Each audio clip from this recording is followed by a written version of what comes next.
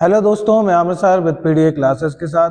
यहाँ हम आपके साथ कंटिन्यू एनसीईआरटी को लेकर के बात कर रहे हैं और जिसमें मैं हिंदी मीडियम की एनसीईआरटी को लेकर के बात कर रहा हूँ और जिसमें एसएसटी वाले पार्ट को बात कर रहे हैं क्लास 10th को लेकर के, और जिसमें हिस्ट्री वाले सेक्शन को हमने उठाया और जिसमें हमने इसका चैप्टर नंबर जो 2 था, चैप्टर 2 था, इसका मतलब नेशनलिज्म इन इंडिया, उसको पढ़ चुके हैं। और नेशनलिज्म इन यूरोप मतलब यूरोप में राष्ट्रवाद का उदय, उस टॉपिक की हम बात कर रहे हैं। उसी टॉपिक के हमने 3 सेक्शन मतलब 3 लेक्चरों को कंप्लीट कर लिया है। उसी का नेक्स्ट सेक्शन मतलब अगला पार्ट हम बात करने वाले हैं। 4th नंबर का आपका सेक्शन है, उसी की हमें बात करनी है। जर्मनी और इटली, ये 2 कंट्री आएंगे। इससे पहले हमने कंडीशन देखी थी कि जर्मनी इटली की क्या चल रही थी, इनका एकीकरण। इन सब एरिया में अगर मैं बात करूं कि वो सब में एक एक क्लियर अभी बात करेंगे आगे क्या है। चलो देखो, तो जर्मनी क्या सेना राष्ट्र की निर्माता हो सकती थी? तो कॉन्सेप्ट ये था कि जो सेना है, क्या सेना एक नेशन को फॉर्म कर सकती थी? क्या आर्मी कभी भी ये चाह सकती थी कि एक नेशन फॉर्म हो, एक नेशन बिल्ड हो? तो इस टॉपिक की हमें यही चीजें देखनी है। ये चीजें क्या थी, क्या एक जर्मनी ऐसी सोच रखती थी? तो इससे पहले हमने देखा कैसे कि फ्रांस है और भी देश थे जो मतलब नेशन थ्योरी की बात कर रहे थे, जिसमें कुछ कंट्री थे जैसे स्पेशल जर्मनी और इटली। ये 2 कंट्री ऐसे थे, जैसे अभी कुछ इटली के पार्ट पर इससे पहले वाले मैप में मैंने बताया था किस प्रकार से ऑस्ट्रिया का कंट्रोल था। अभी इटली का जो वो हिस्सा था जिस पर ऑस्ट्रिया कंट्रोल करके रखा था, अब वो एरिया क्या होगा, फ्री होगा और उसको एक कंप्लीट मतलब कह सकते हैं एक नेशन मतलब एक उसको स्टेट बनाया जाएगा इटली को अलग से। उस पर कंप्लीट जो कंट्रोल होगा वो किसका होगा, एसी मतलब इटली का होगा। उसी प्रकार जर्मनी का होगा। देखो यहाँ पे बात है 8048 की। 8048 में मैंने बताया था किस प्रकार से मूवमेंट स्टार्ट हो गए थे किसानों के, ये सारी चीजें बात कर चुके हैं। यूरोप में राष्ट्रवाद का जनतंत्र और क्रांति से अलगाव होने लगा। अब क्या होने लगा कि जो अभी तक एक मैंने इससे पहले हम लोगों ने बात की थी कि जो अगले वाले सेक्शन में कि 1813 से 1848, तो इस ड्यूरेशन में जो कंडीशन जो यहाँ पे चल रही थी या जो चीजें हो रही थी कि 1830 से 1848 में यहाँ पे जो समय चल रहा था वो क्या चल रहा था, क्रांति का युग। तो यहाँ पे पूरा क्या हो रहा था, मूवमेंट, पूरी क्रांति हो रही थी और सारे मूवमेंट यहाँ क्रांतिकारी को लेकर हो रहे थे। और यहाँ पे फिर से वो मतलब कि जो रिपब्लिक सिस्टम था उसको खत्म करके फिर से मोनार्की सिस्टम लाया। और इसी टाइम पीरियड में जो सिस्टम आया वो क्या आया था, रूढ़िवादी। तो रूढ़िवादी का कॉन्सेप्ट कहाँ आया, यहीं से आने लगा था। ठीक है, तो यहाँ पे ये चीजें हमने देख ली कि रूढ़िवादी का कॉन्सेप्ट आने लगा था। तो उसी की बात करेंगे। यूरोप में राष्ट्रवाद का जो जनतंत्र मतलब लोग और क्रांति का जो अलगाव मतलब ये चीजें क्या होने लगा कि धीरे धीरे कम होने लगी। इस ड्यूरेशन में सबसे ज्यादा एक क्रांति देखने को मिली। तो राज्य की सत्ता को बढ़ाने और पूरे यूरोप को राजनीतिक प्रभुत्व, अब पूरे यूरोप को एक पॉलिटिकल सिनेरियो देने के लिए रूढ़िवादियों ने अक्सर राष्ट्रवादी भावना का इस्तेमाल किया। जो रूढ़िवादी लोग थे उन चीजों ने क्या किया कि रूढ़िवादियों का एक कॉन्सेप्ट था कि यहाँ पे जो फीलिंग क्या लाना चाहिए कि राष्ट्रवादी भावनाओं का इस्तेमाल किया जाना चाहिए। कैसी थ्योरी आनी चाहिए, राष्ट्रवादी भावनाओं की फीलिंग आनी चाहिए।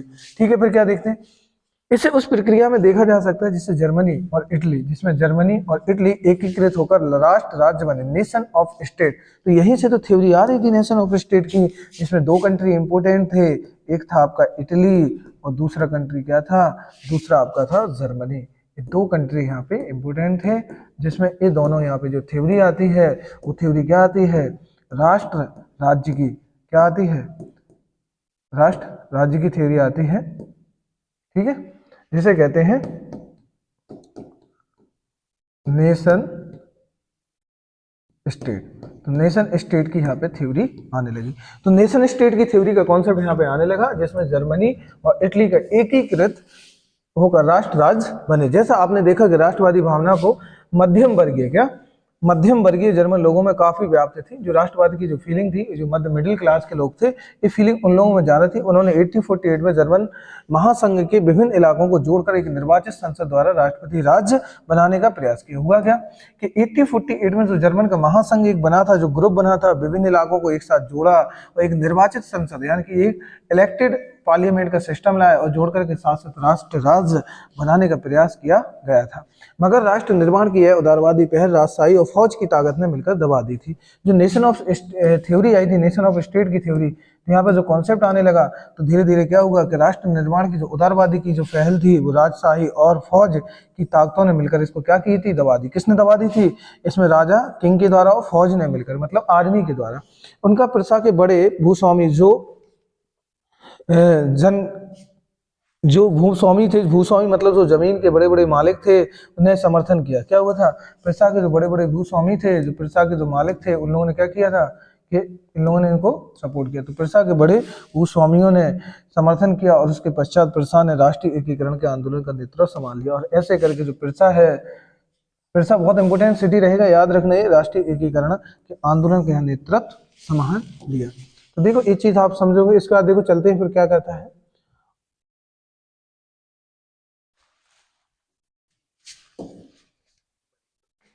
संभाल लिया और उसका जो प्रमुख मंत्री था उसका नाम था Otto von Bismarck. Most important नाम, जर्मनी का जो मेन चांसलर बन के आएगा, कौन आएगा? बिस्मार्क।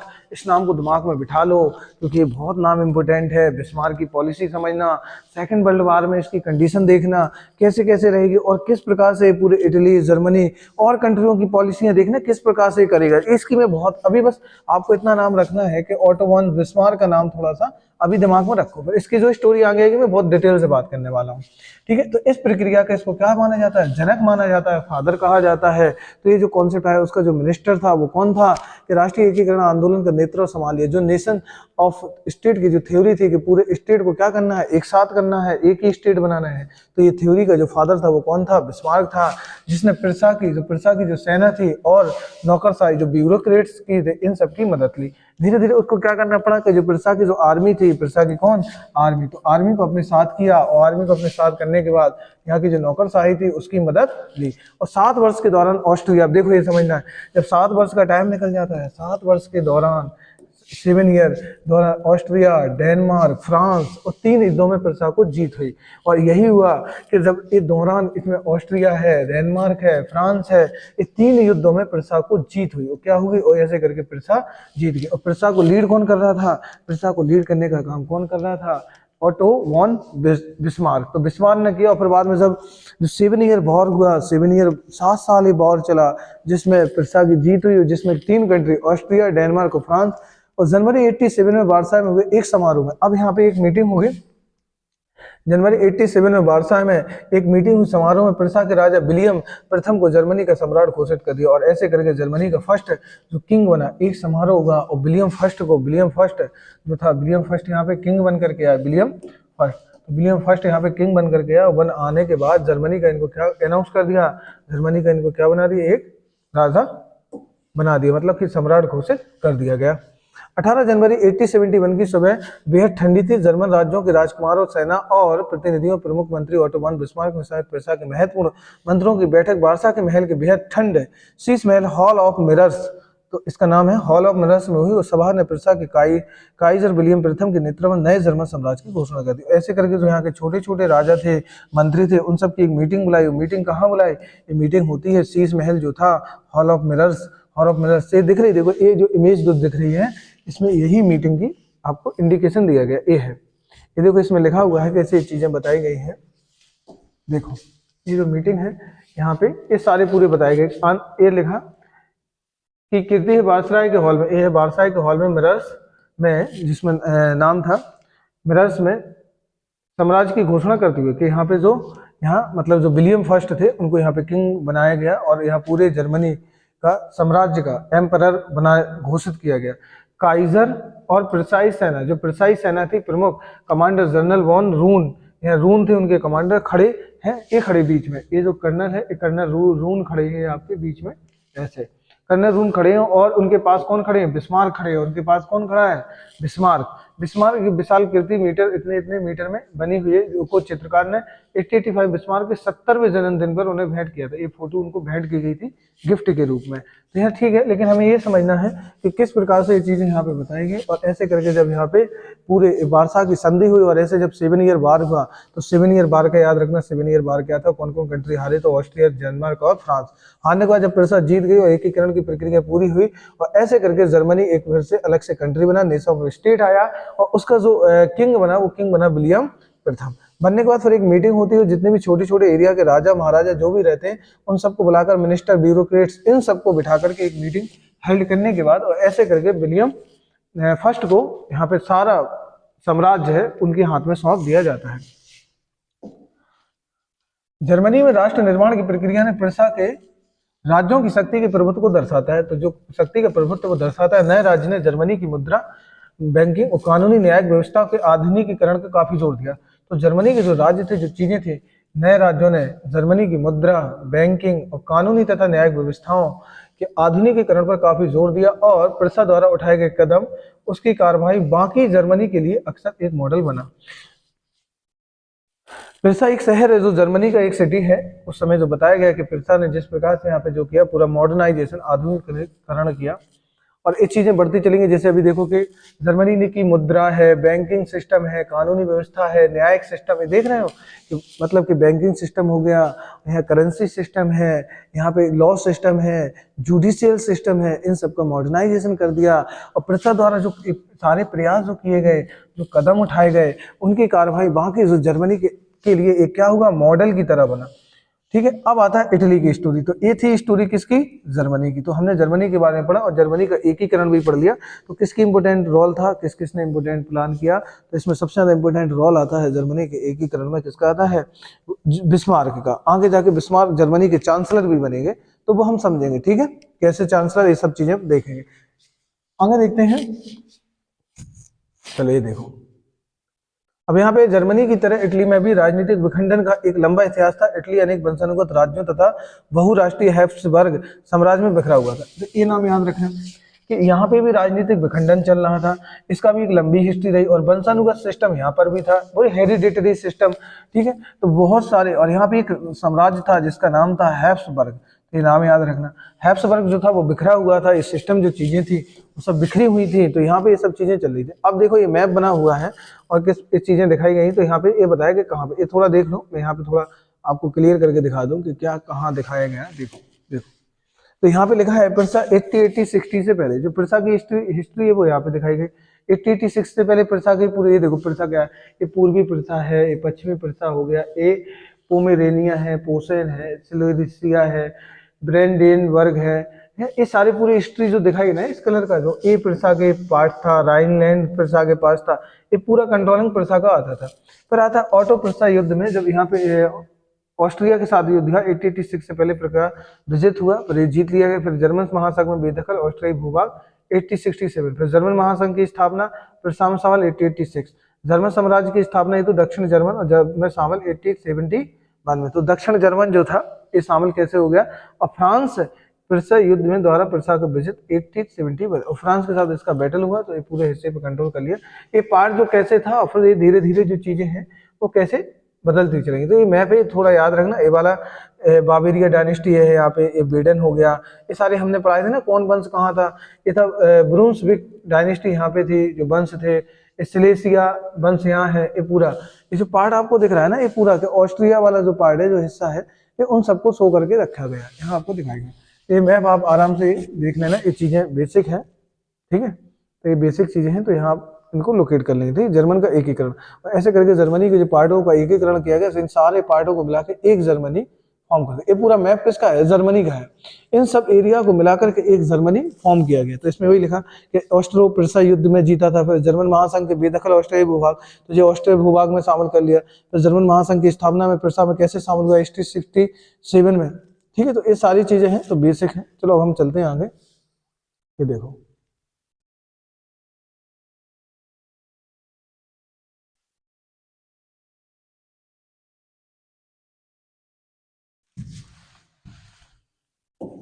देखो 19वीं सदी के मध्य में हुआ क्या, 19वीं सदी के मध्य में इटली के 7 राज्यों में बटा हुआ था। तो इटली ये क्या था, इटली देखो वही 7 पार्ट उसके हमने देखे कि इटली जो था कि 19वीं सेंचुरी में इटली जो था वो 7 राज्यों में बटा हुआ था, जिनमें से केवल एक सार्डिनिया पीडमॉन्ट। पीडमेंट में बता दो, एक प्लेटो का नाम है, पहाड़ का यहाँ प्लेटो है पीडमेंट।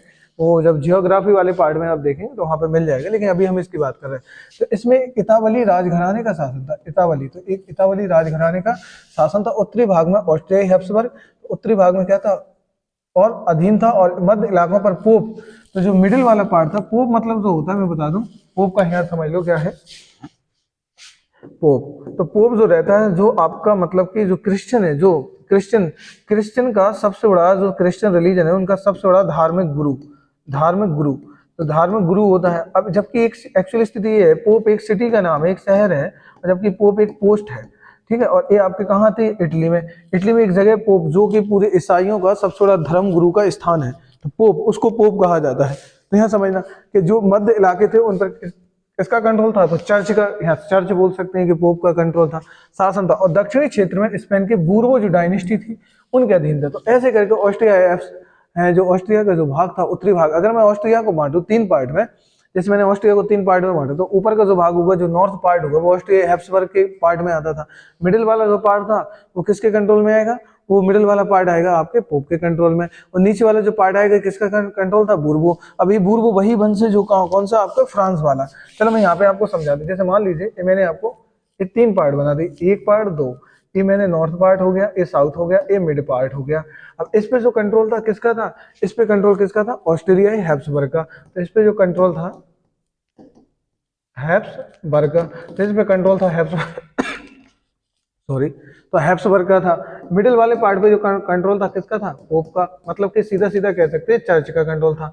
ये धार्मिक रिलीजन की बात चल रही थी। इस पे जो कंट्रोल था, कंट्रोल किसका था, बूर्बो वंश। अब ये बूर्बो वंश वही वंश है जिसके लुई 16, ये सारे लुई जो थे वो बूर्बो डायनेस्टी के थे, वो जिनका कंट्रोल कहाँ था, फ्रांस में था, ठीक है। तो ये बात आप समझ गए होंगे, अधीन था। इतावली भाषा ने साझा करके रूप को हासिल नहीं किया था, अभी तक उनके विविध क्षेत्रीय और स्थानीय रूप मौजूद थे। 1830 के दशक में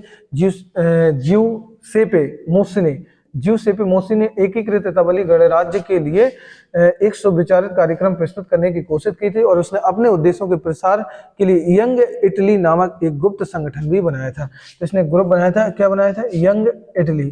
तो ये पूछ सकता है यंग इटली गुप्त संगठन किसके द्वारा, ये नाम है ग्रुप का, गुप्त संगठन बनाया था, फॉर्म किया था, ठीक है। 1830 में विद्रोह की असफलता के युद्ध के जरिए इतावली राज्यों को जोड़ने की जिम्मेदारी सार्डिनिया और पीडमान के, ये नाम याद रखना, सार्डिनिया और पीडमान के शासक विक्टर इम्यूनल सेकंड पर आ गई, और इस क्षेत्र के शासक अभिजात वर्ग की नजरों में एकीकृत इटली के लिए आर्थिक विकास और राजनीतिक प्रवृत्ति की संभावनाएं उत्पन्न करता था। मंत्री प्रमुख काबूर, जिसने इटली के प्रदेशों को एकीकृत करने वाले आंदोलन का नेतृत्व किया। तो कुछ मिनिस्टर भी थे, कुछ लोग भी थे जो इस मूवमेंट को आगे बढ़ाना चाहते थे और पूरी एक इटली को एक साथ करना चाहते थे, ठीक है।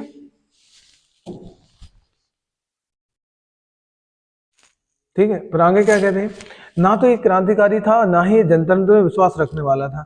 इटावली अभिजात वर्ग के तमाम अमीर और शिक्षित सदस्यों की तरह वह भी इटावली भाषा से कई बेहद फ्रेंच बोलता था, लेकिन फ्रांस से सार्डिनिया और पीडमांट की एक चतुर कूटनीतिक संधि जिसके पीछे काबूल का हाथ था, उससे सार्डिनिया पीडमांट 1859 ऑस्ट्रेलिया बलों पर हरा पाने में कामयाब हो पाया। तो ये बेसिक चीजें थी। ये आप डायग्राम देख लो किस चीज का बना है, कि जर्मन के राइक्सटैग संसद में ऑटो वन बिस्मार्क फिगारो ने वियना, ठीक है, वो बता रहा है कि अपनी पावर को किस प्रकार से चीजें दी। एक चित्रकार ने ये चीजें बताई हैं, विभिन्न चित्र में वर्णन, इसमें बिस्मार्क और संसद के निर्वाचित के बीच किस प्रकार का संबंध दिखाई देता है, ठीक है, ये देख लेंगे बाद में, बात की बात है। चलो आगे चलते हैं हम लोग, हमें टॉपिक पे आना है, टॉपिक कंप्लीट करना है जल्द से जल्द।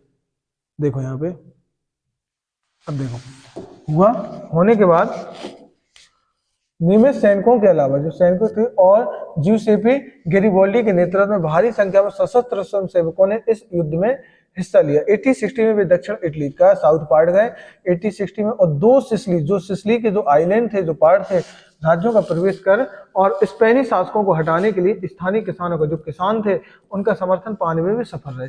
हुआ कि जो ज्यूसेपे गेरिबोल्डी थे, जो इटली के जो 2 आइलैंड थे, मतलब नीचे वाला हिस्सा जिसे सिसली बोलते थे, तो उनको हटाने में, और इनने यहाँ के जो लोकल किसान थे इनकी मदद ली, सफल है। 1861 में इमेन्युएल सेकंड ने, तो इमेन्युएल जो सेकंड थे 1861 में, इमेन्युएल सेकंड ने एकीकृत इटली को राजा घोषित कर दिया। जो एकीकृत इटली का जो कॉन्सेप्ट था उसको क्या कर दिया, किंग घोषित कर दिया। इटली के अधिकांश निवासी, जिसमें निरक्षरता की दर काफी ऊंची थी, तो इटली के जो जहां तक निवासी थे वो कैसे थे, मतलब कि इलिटरेट थे, पढ़े लिखे नहीं थे, अनपढ़ लोग थे। जहाँ तक इलिटरेट थे तो इटली के अधिकांश निवासी जिसमें निरक्षरता की दर काफी ऊंची थी, अभी भी उदारवादी राष्ट्रवादी विचारधारा से अनजान थे। दक्षिणी इटली में जिन आम किसानों ने गैरिबाल्डी का समर्थन किया था, तो दक्षिणी इटली में जिन लोगों ने गैरिबाल्डी समर्थन दिया, उन्होंने इटालिया के बारे में काफी सुना है, कभी सुना ही नहीं था। उन लोगों को इटालिया के बारे में पता ही नहीं था। और वे मानते थे कि ला टालिया मतलब विक्टर एमुनुएल की पत्नी थी। वे ये समझते थे, इंपोर्टेंट ये हो गया कि आप ये बस समझ लो, यहाँ पे जो इटली की बात चल रही थी, उन्हें जो ला टालिया उस मीनिंग जो दे रहे थे, उसको नाम क्या दे रहे थे? इटालिया। अब इटालिया का मतलब वो ये समझ रहे थे, अब यहाँ पे कॉन्सेप्ट आया था इटालिया, इटालिया मतलब कि इसको पूरा एकत्र करना, जबकि वो मीनिंग क्या बोले थे? ला टालिया। और ला टालिया का मतलब क्या समझ रहे थे कि ये जो पत्नी है, ये पत्नी किसकी है? जो यहाँ के जो लोग थे गैरिबाल्डी की पत्नी है। ये क्या समझ रहे थे? जो गैरिबाल्डी का समर्थन दे रहे थे वो इनकी शायद पत्नी है कोई, तो उनका समर्थन देने की ऐसी बात करें, जबकि एक्चुअली स्थिति ये थी, यहाँ पे इटली के एकीकरण की बात चल रही थी। चलो ठीक है, आगे देखते हैं, हम लोग चलते हैं।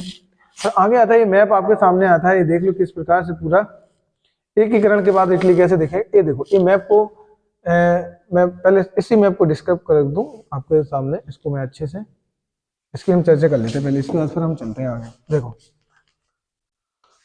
अभी हमने इससे पहले पढ़ा था इटली के टोटल 7 पार्ट थे, जैसे कि सोवाई 1 है, 2, 3, 4, 5, 6, 7। और ये देखो सिसिली के जो राजतंत्र वाला पार्ट था, इसके 2 पार्ट थे, एक ये वाला पार्ट और एक 2 वाला, ये 2 पार्ट इसके थे। ठीक है, यहाँ पेपर राज्य है, और फिर जैसे 1 और 2, 3, 4, 5, 6 ऐसे करके 7 इसके, हाँ एक है सैन मारिनो।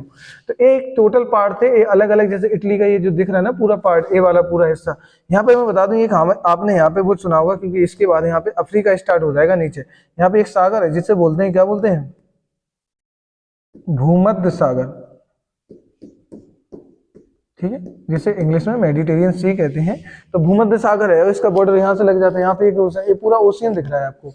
ये छोटे छोटे इटली के आइलैंड है, इस प्रकार जो आइलैंड आपको दिख रहे हैं, ये सारे आइलैंड हैं, ये छोटे छोटे सारे। अब ये पूरा मिला करके इटली कैसे बनेगा वो आपके सामने ये है कि देखो, यहाँ पे पूरी एक स्टोरी दिखाई गई है कि एकीकरण के बाद इटली का एकीकृत राज्यों के वर्षों को दर्शाया गया कि देखो यहाँ पे इसको 80-60 में शामिल किया गया, इसको 80-70 में। देखो जो 80-60 में किसको शामिल किया? सिसिलियों के राजतंत्र को। तो 80-60 में सिसिली वाला पार्ट शामिल हुआ। ठीक है, फिर हम बात करते हैं सार्डिनिया वाला, जो सार्डिनिया वाला पार्ट था 80-58 और 80-58। यहाँ पे ये लिखा है देखो, सार्डिनिया और सार्डिनिया, तो ये भी सार्डिनिया के कंट्रोल में आता था, तो ये वाला हिस्सा दे करके रखे हैं। फिर अगर हम बात करें कि 80-58 में ये सारे कंट्रोल के, जैसे लोम्बार्डी है, ये लोम्बार्डी है, बोनेसिया है, पार्मा है, मोडेना है, टस्कनी है, ये जो एरिया है, और ये आपका एक हो गया पेफल राज। इन सब पूरे पार्ट को जो यहाँ पे शामिल किया था, इसमें डेट भी लिखी है, वो लिखी कब?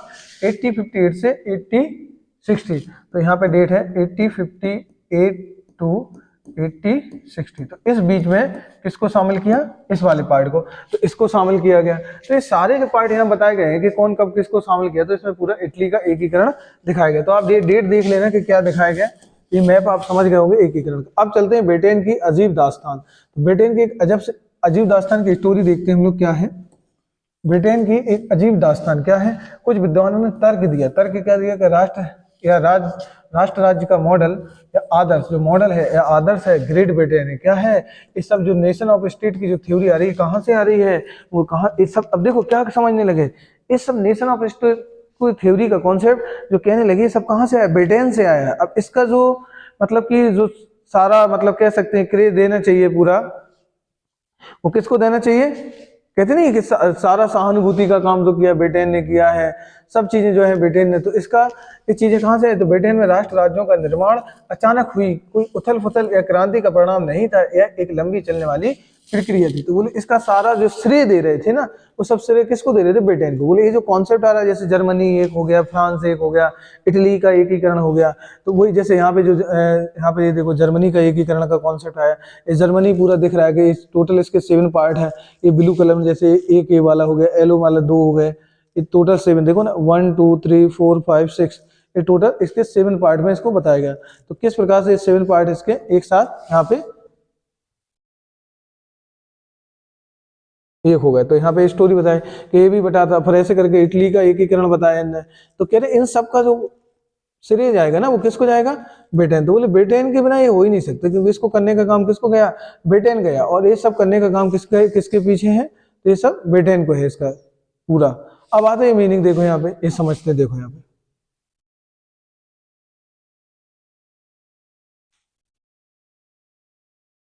अब देखो, ये देखो, तो नतीजा यह था कि 18वीं सदी में के पहले जो ब्रितानी राज्य थे, यह ही नहीं राष्ट्र था या नहीं था। तो इसका कोई पता नहीं था। ब्रितानी द्वीपों में रहने वाले लोग अंग्रेज, वेल्स, स्कॉट, आयरिश की मुख्य पहचान क्या थी? निर्जातीय। जिन्हें क्या बोलते थे? एथनिक बोलते थे। थी इन सभी जाति समूह, देखो निर्जाति क्या, एथनिक क्या कहलाते वो समझ लो। एथनिक किसको कहा जाता है? एक ऐसा साझा नस्ली कि जो जनजाति या सांस्कृतिक उद्गम पृष्ठभूमि जिससे कोई समुदाय अपनी पहचान मानता है। क्या है? कोई जो ग्रुप है वो सब क्या है? कोई ना कोई एक अपनी पहचान मानते हैं, उन्हें निर्जातीय या एथनिक कहा जाता है। कैसा मतलब कि एक ऐसा नस्ली या जनजातीय सांस्कृतिक उद्गम जिससे पृष्ठभूमि जैसे कोई, अथवा पृष्ठभूमि जैसे कोई समुदाय अपनी पहचान मानता है। कोई भी ग्रुप है, जैसे कोई कहते हैं कि हम उनके वंशज हैं, मतलब वो हमारे वंशज थे, या उनसे कोई जोड़ करके बताए या चीजें उनको, जैसे आप बहुत सारे ऐसी हिस्ट्री में ऐसे कंट्रोवर्सी है कि अभी नहीं है पता कि ये कहाँ से आए। तो कुछ लोग अपना कनेक्शन कोई महाराणा प्रताप के घराने से बता देता है, कोई मतलब कि अपना मतलब कनेक्शन अपने मतलब पृथ्वीराज चौहान से बता देगा, कोई अपना कनेक्शन कह देगा। जैसे मुस्लिमों में देखेंगे तो बोले हमारा कनेक्शन मतलब मुगलों से है, औरंगजेब से है या बाबर से है। तो ऐसे करके अपना अपना दुनियादारी बताते हैं कि थोड़ा सा वो हो जाए, तो ऐसा ठीक है। लेकिन यहाँ पे जो बताया गया है कि निर्जाति मतलब इतने एक साझा नस्ली हो, जनजाति या सांस्कृतिक उद्गम। तो एक साझा नस्ल हो, जनजाति और सांस्कृतिक उद्गम हुआ हो, जिससे जो उसकी पृष्ठभूमि कोई समुदाय अपनी पहचान मानता है। तो ऐसे करके एक ग्रुप बता दें, वो ठीक है, अलग चलते हैं। ठीक है, तो ये मैं आशा करता हूँ कि ये आप क्लियर हो गया होगा, आपको ये समझ में आ गया। अब चलते देखो, सांस्कृतिक राजनीतिक परंपरा थी, जैसे धीरे धीरे जैसे जैसे आंग्ल राष्ट्र की धन दौलत, अहमियत और सत्ता में वृद्धि हुई, वैसे द्वीप समूह के अन्य राष्ट्रों पर अपना प्रभुत्व बढ़ने में सफल हुआ। एक लंबे टकराव संघर्ष के बाद आंग्ल संसद ने 1868 में राजतंत्र से ताकत छीन ली। और यहाँ से जो कॉन्सेप्ट आया कि राजतंत्र का जो कॉन्सेप्ट है 1860 में जो राजतंत्र थी उसकी ताकत छीन ली, और इस संसद के माध्यम से एक राष्ट्र राज्य का निर्माण हुआ। ऐसे करके कि धीरे धीरे यहाँ पे जो कॉन्सेप्ट आया, ब्रिटेन की बात हो रही है कि ब्रिटेन में कैसे ये चीजें आई, तो ब्रिटेन में माध्यम से ये राष्ट्र राज्य का यहाँ से निर्माण हुआ। तो राष्ट्र राज्य का यहाँ पे क्या आया? कॉन्सेप्ट आया। तो माध्यम से एक राष्ट्र राज्य का निर्माण हुआ, जिसके केंद्र में इंग्लैंड था और जिसके सेंटर पॉइंट पे कौन था? इंग्लैंड था। इंग्लैंड और स्कॉटलैंड के बीच Act of Union United Kingdom of Great Britain का गठन हुआ।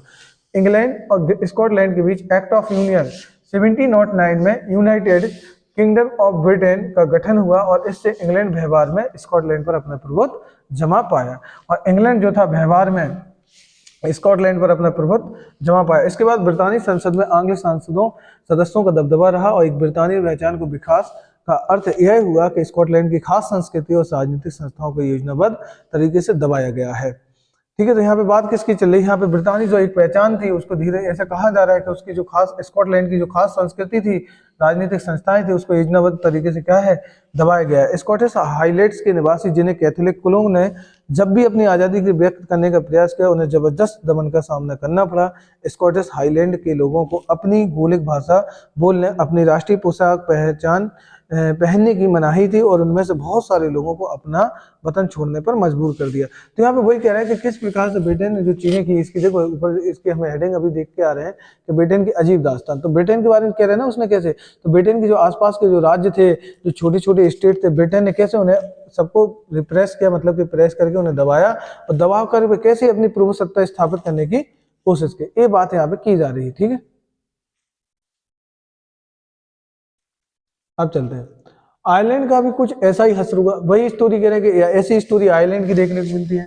देखो वही स्टोरी किसकी? आयरलैंड की। आयरलैंड का भी ऐसे ही हश्र हुआ। तो यहाँ पे देश के कैथोलिक और प्रोटेस्टेंट, मैं बता दूं कैथोलिक और प्रोटेस्टेंट ये दो ग्रुप हैं। किसके ग्रुप है? क्रिश्चियन ग्रुप के। जैसे कि मुस्लिम में शिया सुन्नी है, अगर बौद्ध में देखोगे तो महायान, हीनयान महायान है। उसी प्रकार से जैन में देखोगे आप जाकर के तो क्या है? श्वेतांबर और दिगंबर है। उसी प्रकार से आपको इसमें कहाँ मिलेंगे? तो कैथोलिक और प्रोटेस्टेंट मिलेगा। धार्मिक गुटों में गहराई बटा हुआ था। एक ग्रुप क्या थे? ये बटे हुए थे क्रिश्चियन। यहाँ पे अंग्रेजों में आयरलैंड के प्रोटेस्टेंट धर्म मानने वालों को बहुसंख्यक कैथोलिक देश पर प्रभुत्व बढ़ने में सहायता की। यही हुआ, अंग्रेजों ने जो आयरलैंड में जो प्रोटेस्टेंट मानने वाले लोग थे, जो धर्म मानने वाले थे, प्रोटेस्टेंट को मानने वालों को बहुसंख्यक कैथोलिक देश पर प्रभुत्व बढ़ाने में सहायता की। और इनका पर्पज था क्या लाने की? कैथोलिकों की ज्यादातर क्या बढ़ाई जाए यहाँ पे? उनका मतलब उनका इफेक्ट बढ़ाया, उनकी प्रभुसत्ता बढ़ाने में यहाँ पे सहायता की। किसने? अंग्रेजों ने। ब्रितानी प्रवाह के विरुद्ध से कैथोलिक विद्रोह का निर्माता से कुचल दिया गया। वोल्फटॉन और उसकी यूनाइटेड आयरिश मैन की अगुवाई में हुए असफल विद्रोह के बाद आयरलैंड को बलपूर्वक यूनाइटेड किंगडम में शामिल कर लिया, और ऐसे करके आयरिश को 1798 की अगुवाई हुई और ये असफल विद्रोह हुआ। ये विद्रोह सफल नहीं हो पाया। 1801 में आयरलैंड को बलपूर्वक यूनाइटेड किंगडम में शामिल कर लिया गया। मोस्ट इंपोर्टेंट, कब शामिल किया? 1801 मतलब 1801 में शामिल कर लिया। अभी मैं इसके बारे में मैप की चर्चा करूंगा, क्या था क्या नहीं, इस सब मैं बता दे रहा हूँ। अभी एक नए ब्रितानी राज्य का निर्माण हो गया। ऐसे करके एक नए ब्रितानी राज्य का निर्माण हो गया, और जिस पर हावी आंग्ल संस्कृति का प्रचार प्रसार किया गया। ब्रिटेन के प्रतीक चिन्हों, ब्रितानी झंडा, यूनानी जैक और राष्ट्रीय गान God save our Nobel king को खूब बढ़ावा दिया गया। पुराने राष्ट्र इस संघ में मातहत सहयोगी के रूप में ही रह पाए। और यहाँ देखा क्या गया कि जो चीजें थी, ब्रिटेन की जो प्रतीक चिन्ह थे, ब्रितानी झंडा था, यूनानी जैक और राष्ट्रीय गान, ये सब God save our Nobel king को खूब बढ़ावा दिया गया, और पुराने राष्ट्र इस संघ में मातहत सहयोगी के रूप में ही रह पाए। तो यहाँ पे जैसे मैं बात करूँ, बात किस चीज की कर रहा है, इसका मैं मैपिंग के बाद में बात करूंगा आपके साथ, मैपिंग की। ठीक है, चलो ये सेक्शन कंप्लीट है। यहाँ पे राष्ट्र की दृश्य एक कल्पना ये आएगा। ऐसे करके इस सेक्शन की मैं बाद में बात करूंगा आगे। चलो मैं इसकी स्टोरी पढ़ देता हूँ। यहाँ पे देखो एक इमेज दी गई है आपके सामने। यहाँ पे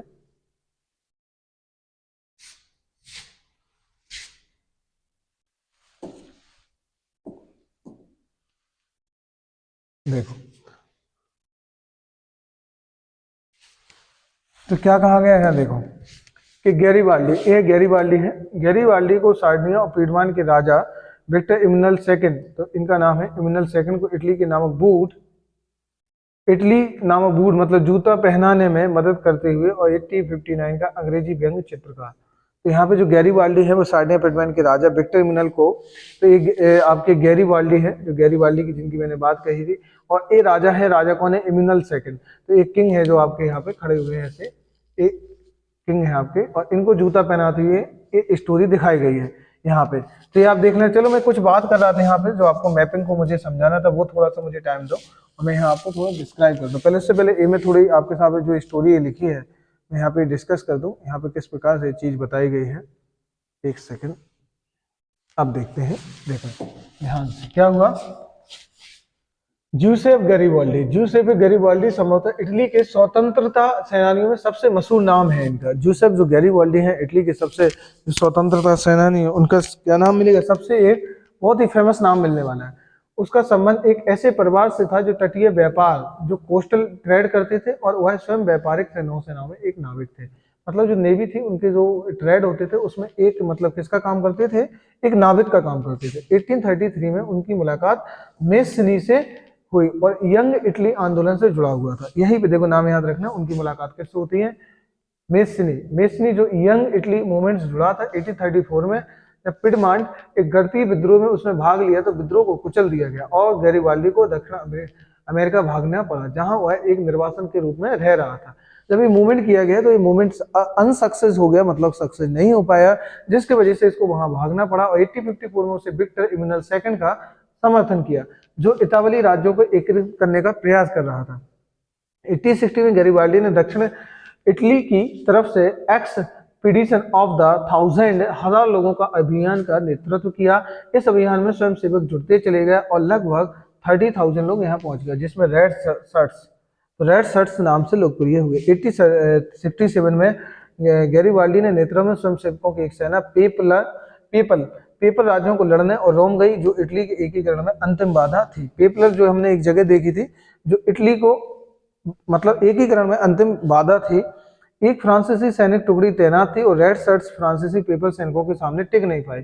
जो रेड शर्ट्स फ्रांसीसी पेपल सैनिकों के सामने टिक नहीं पाए, हार गई इनके साथ। तो 1870 में जब प्रशा से युद्ध के दौरान फ्रांस ने रोम से अपनी सेना हटा ली, तब जाकर पेपल राज्य अंततः इटली में सम्मिलित हो पाए। जब यहाँ पे उनकी सेना हटाई गई, क्योंकि पेपल बहुत एक ज्यादा मतलब पावरफुल स्टेट था, जो एरिया था ज्यादा था। लेकिन जब फ्रांस से युद्ध हुआ ना, इसका फ्रांस फ्रांस ने तो रोम से अपनी सेना हटा ली। जब पिरसा से युद्ध हुआ ना, तो पिरसा से युद्ध के दौरान फ्रांस ने रोम से अपनी सेना हटा ली, और जैसे ये सेना हटाई तो तब जाकर जो पेपर राज्य था वो इटली का हो गया। ऐसे करके इटली का, तो यहाँ पे दो नाम याद रखना, एक तो नाम है आपका गैरीबाल्डी का, तो एक तो नाम है गैरीबाल्डी। तो गैरीबाल्डी ने जो इटली के एकीकरण में किस प्रकार से इंपोर्टेंट रोल प्ले किया, तो ये नाम याद रखना। थोड़ी इनकी स्टोरी दी है कि किस प्रकार की फैमिली से बिलोंग करते थे। दूसरा नाम मिलता है मेस्नी का, मेस्नी, दूसरा नाम मेस्नी। तो मेस्नी जो है ये इनने एक ग्रुप बनाया था यंग इटली, यंग इटली। तो इसको थोड़ा सा हल्का याद रखना कि ग्रुप किसके द्वारा फॉर्म किया गया। एमसीक्यू में ये आपके क्वेश्चन आ सकते हैं, ठीक है। तो हल्का याद रखना है ना। अब बाकी मुझे जो आपको थोड़ा बताना था, चलो मुझे बस हल्का वो और सुन लो। ऐसे करके ये लेक्चर आपका कंप्लीट है। चलो यही मैं बता देता हूँ आपको, समझो। ये रहा, अगर मैं आपके साथ बात करूं,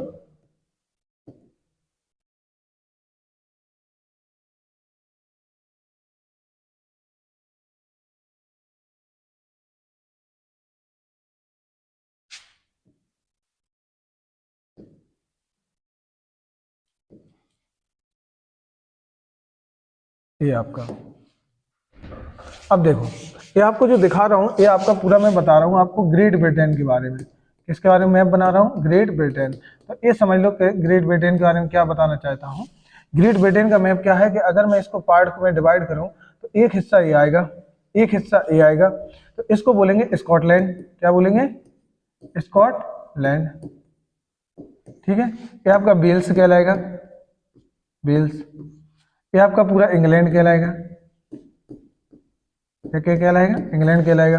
अब ये तीन हिस्से हैं, एक स्कॉटलैंड है, एक वेल्स है और एक इंग्लैंड है। इंग्लैंड वाला ये है। अब ये जो पार्ट है इसको बोलते हैं आयरलैंड। ये जो कंट्री का नाम था क्या है? आयरलैंड। और ब्रिटेन का जो नेशन ऑफ स्टेट की थ्योरी आती है वो यहीं से कहीं ना कहीं गलत ना होगा क्या ना। अब इस पे जो कंट्री इसे बोलते हैं ये है, ये भी किसके कंट्रोल में? ब्रिटेन के कंट्रोल में, क्योंकि ये ब्रिटेन की कॉलोनी है। अगर मैं इनको मिला दूं तो इसको कहा जाता है ब्रिटेन। तीन कंट्री को मिला के मैं बोलूं तो स्टोरी जो निकल के आती है वो क्या आती है? ब्रिटेन की स्टोरी आती है। और अगर मैं इसको मिला देता हूं उत्तरी आइलैंड को, ये वाले पार्ट को, इस वाले पार्ट को, तो क्या कहा जाता है? इन चारों को मिलाकर के, पूरे पार्ट को मिलाकर क्या कहा जाता है? ग्रेट ब्रिटेन, ठीक है। क्या कहा जाता है? Great Britain. तो इनको चारों को मिलाकर के क्या कहा जाता है? ग्रेट ब्रिटेन कहा जाता है। तो ये बस आपको यही समझना था कि किस प्रकार से इतने वाले जो ये वाला जो हिस्सा दिख रहा है ना, कि इस पे कैसे करके इनने कंट्रोल कर लिया और ये पूरे एरिया को अपना कैप्चर कर लिया। तो ये वाला जो पार्ट आपको दिख रहा है, इस एरिया को ब्रिटेन ने कंट्रोल किया। आइलैंड की स्टोरी जो बताई गई थी वो इसी के बारे में कह रहा। और आज ये वाला जो हिस्सा है ना, नीचे का ये वाला हिस्सा जो साउथ में है, साउथ आइलैंड, आज एक डेमोक्रेटिक कंट्री है। और सबकी इस पे आज भी, इस वाले पार्ट पे, इस पे जो कंट्रोल है वो किसका है? ब्रिटेन का है। और इसे नॉर्थ आइलैंड के नाम से जानते हैं, ठीक है। क्या जानते हैं? नॉर्थ आइलैंड के नाम से इसे जानते हैं। तो याद रखना कि मैं क्या बता रहा हूँ, ये आज भी कंट्रोल किसका है? तो ये कंट्रोल किसका है? ब्रिटेन का है, ठीक है। तो ये आप समझ गए होंगे, मैं ऐसी आशा करता हूँ ये चीज आपको क्लियर हो गई होगी, ये वाला कॉन्सेप्ट कि मैं क्या बताना चाह रहा था यहाँ। तो ये आपको एक ग्रेट ब्रिटेन का मैंने मैप बना दिया कि इन चारों को जब मिलाकर ग्रेट ब्रिटेन कहेंगे, और जब स्कॉटलैंड, वेल्स और इंग्लैंड, इनको मिलाकर के क्या कहेंगे? ब्रिटेन कहते हैं। और इन्हीं चार को मिलाकर के जो कॉन्सेप्ट आता है ना, यूके, यूनाइटेड किंगडम, तो यूके का कॉन्सेप्ट यहीं से आता है। और यहीं से जो थ्योरी जो अभी बोला था कि कहीं ना कहीं जो ब्रिटेन का यहाँ पे nation of state, nation state की जो थ्योरी आई थी ना, वो कहाँ से आई थी? इन्हीं कंट्रियों से आई थी। तो नेशन ऑफ स्टेट की थ्योरी यहीं से कॉन्सेप्ट ही निकल कर आता है। तो मैं ऐसी आशा करता हूँ कि आप समझ गए होंगे, ये चीजें आप क्लियर कर ली होंगी। ऐसे करके आपका टॉपिक कंप्लीट हो गया। अब नेक्स्ट जो टॉपिक पढ़ेंगे हम लोग, वो पढ़ेंगे राष्ट्र की दृश्य कल्पना। ये पूरा बहुत डिटेल से जानेंगे कि क्या है क्या नहीं। ये कल खत्म कर लेंगे आराम से। हाँ, कल ही खत्म हो जाएगा। इसके जिसके 5 और 6 सेक्शन है वो छोटे छोटे हैं, हम लोग कल बात कर लेंगे इन सेक्शनों की, ठीक है। इनकी स्टोरी हम कल देख ले, ठीक है। तो मैं ऐसी आशा करता हूँ आप क्लियर हो गया होगा। हाँ, अगर कोई डाउट हो किसी प्रकार का तो मुझे कमेंट सेक्शन में जरूर बताना। मैं जानता, यहाँ एक आपसे हल्की सी रिक्वेस्ट है, मेरा आपसे हल्का सा यहाँ पे मेरी गुजारिश है कि आप अपने दोस्तों के साथ ये वीडियो जरूर शेयर करें। अगर जो भी ये बच्चे भी 10th क्लास में हो या जो भी कभी बेसिक एनसीईआरटी का कोर्स कंप्लीट करना चाहते हैं, जो कंपटीशन जैसे एग्जाम्स की प्रिपरेशन कर रहे हैं या पीएससी यूपीएससी जैसे एग्जाम्स की, अभी मैंने क्या कहा, अभी यहाँ पे मैं पूरा एक ओवरव्यू दे रहा हूँ बुक का। इन बुकों को मैं बहुत अच्छे से आपको एक एक लाइन इनके अलग से इनके क्वेश्चन की प्रैक्टिस एक एक पॉइंट पे बहुत डिस्कस करूंगा, विथ मैप के साथ, विथ मतलब इनके हिस्ट्री पॉलिटी जियो सारे सब्जेक्टों की बात करूंगा और बहुत अच्छे से डिटेल से क्लियर करके हम लोग पढ़ेंगे, क्लियर करके एक एक टॉपिक को। अभी मैं क्या कह रहा हूँ, अभी केवल ओवरव्यू दे रहा हूँ यहाँ आपके साथ, बहुत जल्द आपको बहुत सारा डाटा यहाँ मिलने वाला, बहुत सारी चीजें। तो बस मैं यही आशा करता हूँ कि बस अपना प्यार बनाए रहिएगा। तो हम लोग मिलते हैं नेक्स्ट पार्ट नेक्स्ट सेशन इसी के नेशनलिज्म इन यूरोप को लेकर। ओके, थैंक यू, जय हिंद।